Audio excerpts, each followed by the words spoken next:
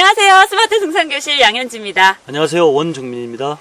술이 등산을 망친다. 오늘은 이런 내용을 말씀해 주실 건데요. 사실 이렇게 하산주 그리고 등산하시면서 술을 드시는 분들 요즘 굉장히 많은데 술이 등산을 망치는 거 맞죠?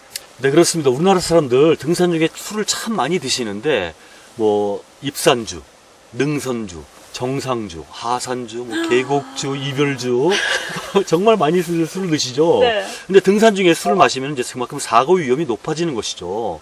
그래서 조난당한 사람들 이렇게 구조하러 가보면요, 거의 50%는 술 취한 사람들이 많다는 겁니다. 심지어 사망한 사람들까지도 술 냄새가 나는 경우도 있어요. 좀 문제가 좀 심각한 것이죠. 네. 그래서 등산 중에 술을 마시면 어떠한 위험성이 있는지, 어떠한 문제가 있는지 잘 모르시는 분들을 위해서 제가 여러 가지 이제 그 위험성에 대해서 자세히 설명을 해드리도록 하겠습니다. 네. 알코올이 우리 몸에 들어오면은 여러 가지 운동 능력, 판단력, 균형 감각, 지구력 이런 모든 능력들이 다 상실됩니다. 떨어집니다. 네. 근데 커지는 게 하나 있어요. 커지는 거요. 바로 담력이 커집니다. 아, 네. 네. 그래서 그만큼 사고 위험성이 높아지는 것이죠. 그렇죠. 예. 그다음에 이제 또 알코올이 들어오면은 알코올이란 것이 우리 몸을 이렇게 축 늘어지게 하죠. 긴장을 풀게 하고 또 혈관을 확장시킨다는 겁니다. 혈관이 커지게 되면은 혈액 순환 속도가 정상 속도보다 좀 느려지겠죠. 그렇죠. 느려지면 안 되기 때문에 정상 속도를 유지하기 위해서는 결국 혈압을 높여줘야 되고요.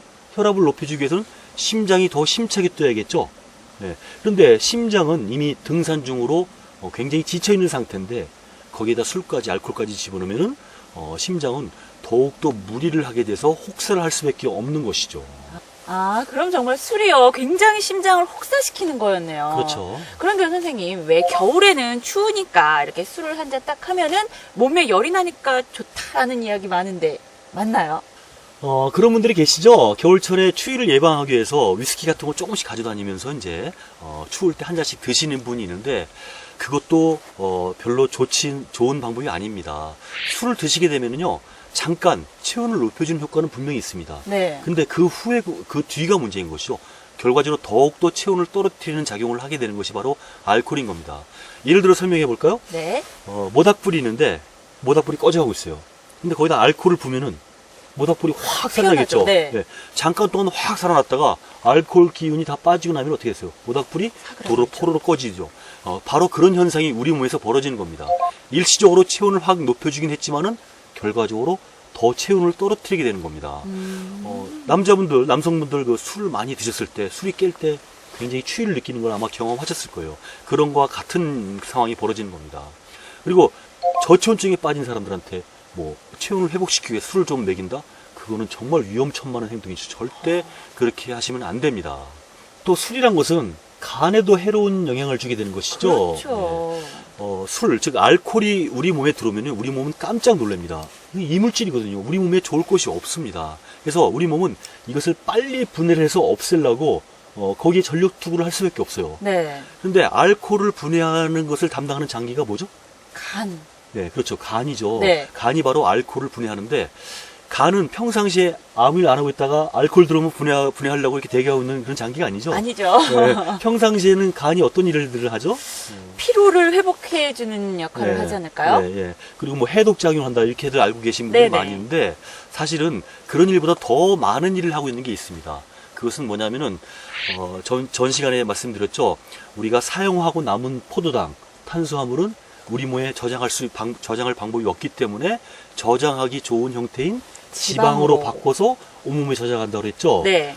바로 탄수화물을 지방으로 바꿔주는 장기가 바로 간인 간이에요? 것입니다. 아. 네, 그래서 사실 가장 많이 하고 있는 일들이 바로 탄수화물을 지방으로 바꿔주는 일.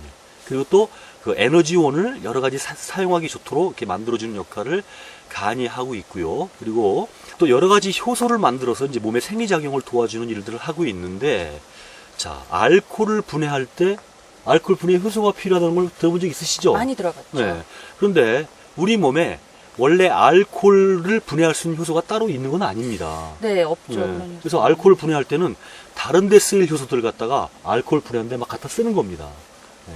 그런데 어떤 학자들은 또 이런 말들을 합니다. 어떤 사람이 일생 동안 사용할 수 있는 효소의 양은 한정되어 있다. 네. 그래서 그 효소를 다 쓰고 나면은 그다음부터 그 사람은 여러 가지 건강에 문제가 되고 이제 그렇게 되는 것이죠. 그런데 그런 효소를 소중하게 아껴서 써야 될 효소를 갖다가 알코올 분해하는데 이렇게 막 갖다 쓰고 나면 어떻게 되겠어요? 효소가 다른데? 빨리 없어져서 네. 건강이 더 빨리 악화될 수가 있겠죠. 이런 말이 있습니다. 술에 장사가 없다. 많이 들어봤죠. 젊었을 때는 체력이 좋아서 이제 술을 많이 드셨지만은 결국 알코올 분해 효소, 즉 우리 몸에 사용할 수 있는 효소가 고갈돼서 나중에 건강에 문제가 되고 술을 더 이상 마실 수 없는 지경까지 이르게 되는 것을 얘기하는 것이죠. 와, 정말 듣고 보니까요. 이 술은 우리 몸에 좋을 게 하나도 없네요. 그런데요, 선생님. 다 등산을 하고 난 후에 이렇게 하산주 한 잔 딱 마시는 거 이것도 안 될까요? 하산주도 많이 마시면은 좋을 것이 하나도 없습니다. 자, 왜 그러냐면은 등산 중에는 심장이 많이 지쳐 있죠. 그렇죠. 예, 근데 하산을 하게 되면은 심장은 알고 있어요. 이 사람이 지금 하산을 하고 있구나. 아, 오늘 정말 하루 종일 고생이 많았어. 나도 좀 휴식해야지, 쉬어야지 하고 휴식 모드로 바뀐 심장이 알코올이 들어오면 어떻게 되겠어요? 깜짝 놀래가지고 혈관이 확장되니까 다시 또 혈압을 높여주고 혈액을 잘 순환시키기 위해서 열심히 뛰어야겠죠. 그래서 쉬고 있는 심장이 다시 벌떡 깨어나서 또 열심히 무리를 하게 되니까 심장을 혹사시키게 되는 것이죠. 그래서 하산주도요, 너무 많이 드시면 좋을 것이 없습니다.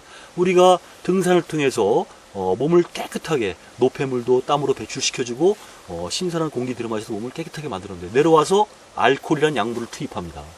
건강에 좋을 것이 없는 것이죠. 전혀 없네요. 네, 네. 이렇게 등산을 열심히 하시는 분들도 배가 이렇게 나오신 분들 굉장히 많으신데 이게 다 알코올 때문이 아닌가 이런 생각이 듭니다. 맞습니다. 예, 매주 등산을 열심히 하시는데 의외로 그런 분들은 몸이 날씬해야 되죠. 그렇죠. 그런데 이게 배가 나오신 분들은 바로 그 하산주를 많이 드시기 때문에 그런 문제가 되는 겁니다. 또 어떤 분들 보면은요, 네. 이렇게 하산주를 얼큰하게 드시고 나서 이제 몸을 풀려고 뜨거운 찜질방 가서 이제 몸을 쫙 푸시는 맞아요, 분들이 있는데 맞아요. 그런 분들이 꽤 많습니다. 그것도 안 좋은 것이죠. 자, 왜 그러냐면은 알코올 때문에 혈관이 확장되어 있죠. 그런데 뜨거운 곳에 가면은 혈관이 더 확장됩니다. 그래서 더욱더 심장에 무리가 가기 때문에 그런 것도 결코 좋은 것이 아닙니다. 네, 선생님 이야기를 이렇게 잘 듣고 보니까요. 등산 중 음주는 안전사고를 높일 수도 있고 또 건강을 해칠 수가 있으니까요. 등산 중 음주는 여러분들 다시 한번 잘 생각해 보시길 바랄게요.